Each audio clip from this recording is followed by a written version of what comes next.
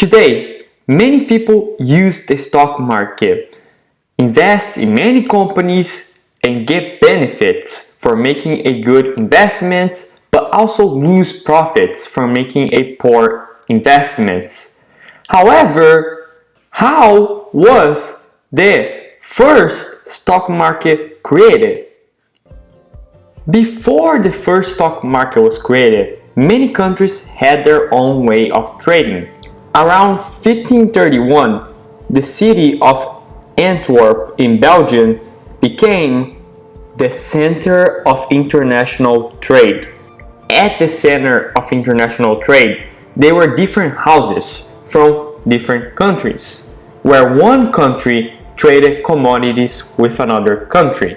Many said that the center of international trade was considered to be the first stock market exchange, but there wasn't actual stock happening there. Instead, business dealt with promissory notes and bonds. Now, getting to the 1600s, European countries started making their journeys to the sea more and more often.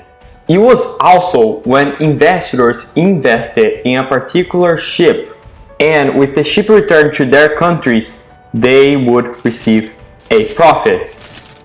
However, it wasn't an easy thing for ships to make a return to their mother country without of the materials that they would get from the colonies. The voyages were risky due to pirates, bad weather, and poor navigation. If the ship didn't make it back, the investors would lose a huge amount of money. That's why it was a risk to invest in one ship.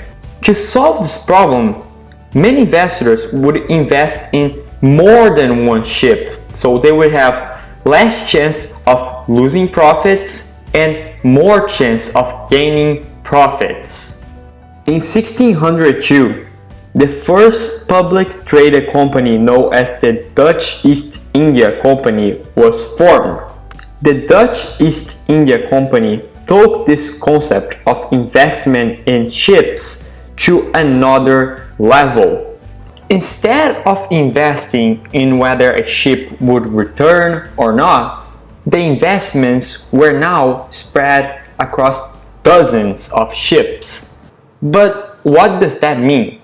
Let's say that by selling the stocks, the Dutch East India Company raises a lot of extra cash to invest in more expeditions to get more materials from the colonies and make more money.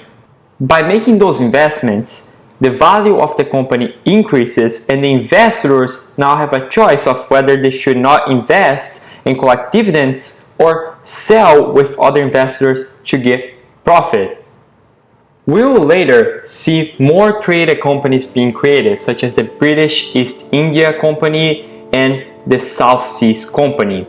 However, by looking at how the investors invest in ships returning or not to their countries, and at the basic idea of what the Dutch East India Company did, we do see how the basis of the first major stock market was created.